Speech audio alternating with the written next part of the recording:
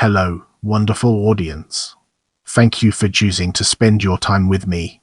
Greetings, explorers of knowledge. Join us as we embark on a quest to understand Creighton Abrams. Creighton Williams Abrams Junior, 15 September 1914 – 4 September 1974, was a United States Army general who commanded military operations in the Vietnam War from 1968 to 1972. He was then Chief of Staff of the United States Army from 1972 until his death in 1974. In 1980, the United States Army named its then new main battle tank, the M1 Abrams, after him. The IG Farben building in Germany was also named after Abrams from 1975 to 1995. In this chapter, we'll be unraveling the enigma of early career and discovering its transformative power.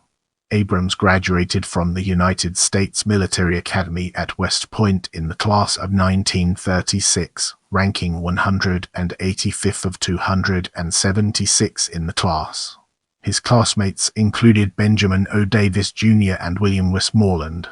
He served with the 1st Cavalry Division from 1936 to 1940, being promoted to first lieutenant in 1939 and temporary captain in 1940. Abrams became an armor officer early in the development of that branch and served as a tank company commander in the 1st Armored Division in 1940. In this section, we'll be exploring World War II.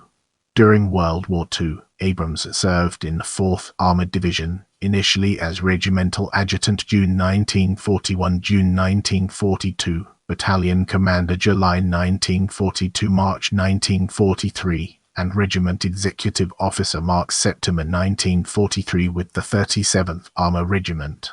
In September 1943, a reorganization of the division redesignated the 37th Armor Regiment to the 37th Tank Battalion, which Abrams commanded. He commanded Combat Command B of the division during the Battle of the Bulge, and entitled to wear the French fourrure as a member of the 4th Armored Division. During this time, Abrams was promoted to the temporary ranks of Major February 1942, Lieutenant Colonel September 1942, and Colonel April 1945. Abrams was promoted to Lieutenant Colonel at age 27 years, 11 months. During much of this time, the 4th Armored Division, led by the 37th Tank Battalion, was the spearhead for General George South Patton's Third Army. Abrams was well known as an aggressive armor commander. By using his qualities as a leader and by consistently exploiting the relatively small advantages of speed and reliability of his vehicles, he managed to defeat German forces that had the advantage of superior armor and superior guns. He was twice decorated with the Distinguished Service Cross for extraordinary heroism, on 20 September and 26 December 1944. General George Patton said of him, "I am supposed to be the best tank commander in the army, but I have one peer of Abrams. He's the world champion." Frequently the spearhead of the Third Army during World War II, Abrams was one of the leaders in the relief effort that broke up the German entrenchments surrounding Bastogne and the 101st Airborne Division during the Battle of the Bulge. In April 1945, he was promoted to temporary colonel but reverted to lieutenant colonel during the post-war demobilization. On April 23, 1945, Will Lang Jr. wrote a biography of Abrams called Colonel Abe for Life. Brace yourself for an in-depth analysis as we navigate through Interbellum and Korean War and its far-reaching implications. Following the war, Abrams served on the Army General Staff as head of the Department of Tactics at the Armored School, Fort Knox, and graduated from the Command and General Staff College at Fort Leavenworth 1949. Abrams commanded the 63rd Tank Battalion, part of the 1st Infantry Division, in Europe. He was again promoted to colonel and commanded the 2nd Armored Cavalry Regiment. These units were important assignments due to the Cold War concern for potential invasion of Western Europe by the Soviet Union. He then attended and graduated from the Army War College in 1953. Because of Abrams' service in Europe and his War College tour, he joined the Korean War late. In South Korea, He successively served as Chief of Staff of the I, IX, and X Corps. With that being said, let's now move on to staff assignments and division command. Upon Abrams' return from Korea, he served as Chief of Staff of the Armor Center, Fort Knox. He was promoted to Brigadier General and appointed Deputy Chief of Staff for Reserve Components at the Pentagon. He was Assistant Division Commander of 3rd Armored Division and then commanded the division upon his promotion to Major General. He was transferred to the Pentagon as Deputy Chief of Staff for Operations, and during this time he served as representative of the Army Chief of Staff overseeing the armed forces deployed to support the enrollment of James Meredith at the segregated University of Mississippi. He performed a similar role in May 1963 during the civil rights protests in Birmingham, Alabama. Following these roles, Abrams demanded a more coherent policy for the swift employment of federal forces domestically.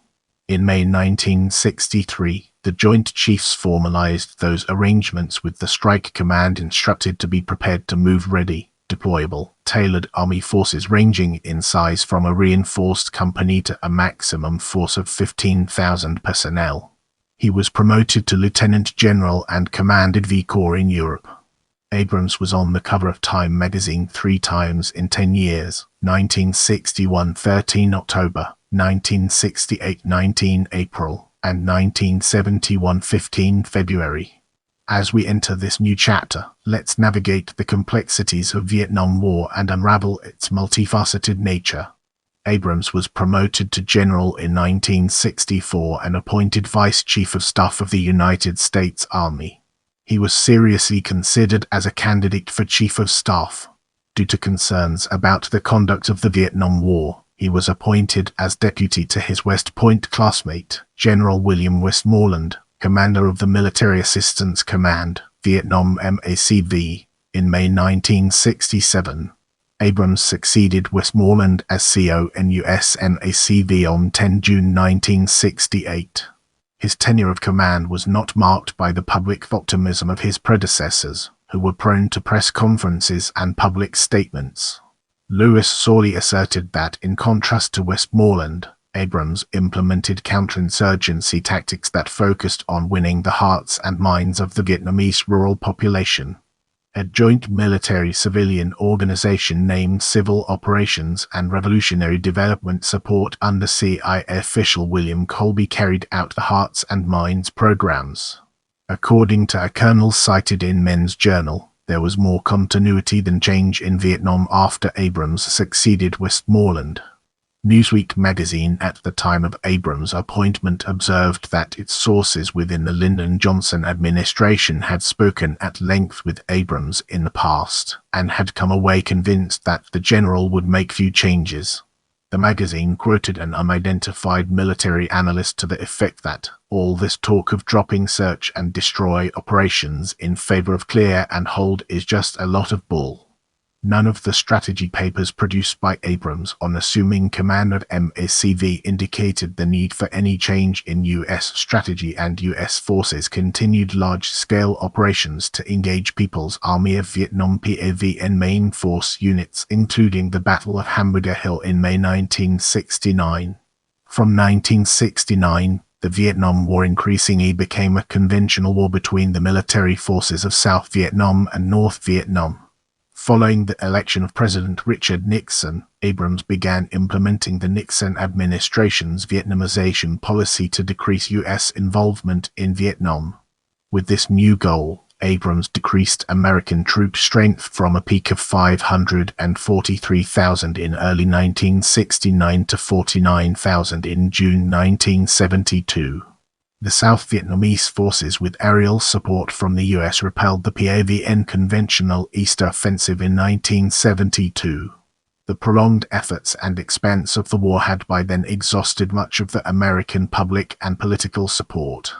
Abrams disdained most of the politicians with whom he was forced to deal, in particular Robert McNamara and George Bundy, and had an even lower opinion of defense contractors, whom he accused of war profiteering. Abrams was in charge of the Cambodian incursion in 1970. President Nixon seemed to hold Abrams in high regard, and often relied on his advice. In a tape-recorded conversation between Nixon and National Security Advisor Henry Kissinger on December 9, 1970, Nixon told Kissinger about Abrams' thoughts on intervention in Cambodia that, "If Abrams strongly recommends it, we will do it." Troop levels in Vietnam eventually reached 25,000 in January 1973, at the time of the Four-Power Paris Peace Accords. Although it occurred before he assumed total command, Abrams bore the brunt of fallout from the My Lai massacre in March 1968. Nixon grew increasingly dissatisfied with Abrams' performance during Operation Lam Son 719 and had debated for some time whether to recall Abrams. On 4 May 1972, a little more than a month after the onset of the Easter Offensive, Nixon resolved to replace Abrams with his former Deputy General Frederick Wayand, but the decision was not publicly announced until 20 June 1972. Brace yourselves for the next chapter, where we'll be dissecting Chief of Staff. Abrams was appointed Chief of Staff of the United States Army by Nixon in June 1972. He was not confirmed by the United States Senate until October, due to political repercussions involving accusations of unauthorized bombings of North Vietnam. It has also been reported that Congress had delayed the confirmation to question the administration's war in Cambodia. During this time, Abrams began the transition to the All-Volunteer Army, also known as Project VOLAR. In January 1974, Abrams directed the formation of a Ranger Battalion. The 1st Battalion Ranger, 75th Infantry, was activated and parachuted into Fort Stewart, Georgia, on 1 July. The 2nd Battalion Ranger, 75th Infantry followed with activation on 1 October. The 3rd Battalion, 75th Infantry Ranger, and Headquarters Company, 75th Infantry Ranger, received their colors a decade later on 3 October 1984 at Fort Benning, Georgia. The 75th Ranger Regiment was designated in February 1986. The modern Ranger battalions owe their existence to Abrams and his charter. Abrams served as Chief of Staff until his death on 4 September 1974. In this chapter, we'll be shedding light on personal life and its role in shaping our understanding. Born in Springfield, Massachusetts, and raised in the Feeding Hills section of Agawam, he was the son of Nellie Louise Randall and Creighton Williams Abrams, a railroad worker. Abrams married Julia Berth Harvey in 1936. She founded the Army Group of Arlington Ladies and devoted time to humanitarian causes. The Abrams had 3 sons and 3 daughters.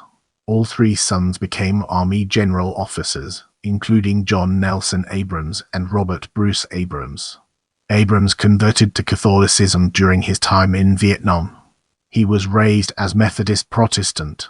A heavy cigar smoker, Abrams died at age 59, 11 days before his 60th birthday at Walter Reed Army Medical Center in Washington, D.C., from complications of surgery to remove a cancerous lung. He is buried with his wife Julia in Arlington National Cemetery. Let's now zoom in on awards and decorations and uncover the hidden gems that lie within. His awards and decorations include foreign decorations and awards. His foreign awards and decorations include: I'm here to provide you with the best information, so let me know what else you'd like to learn about.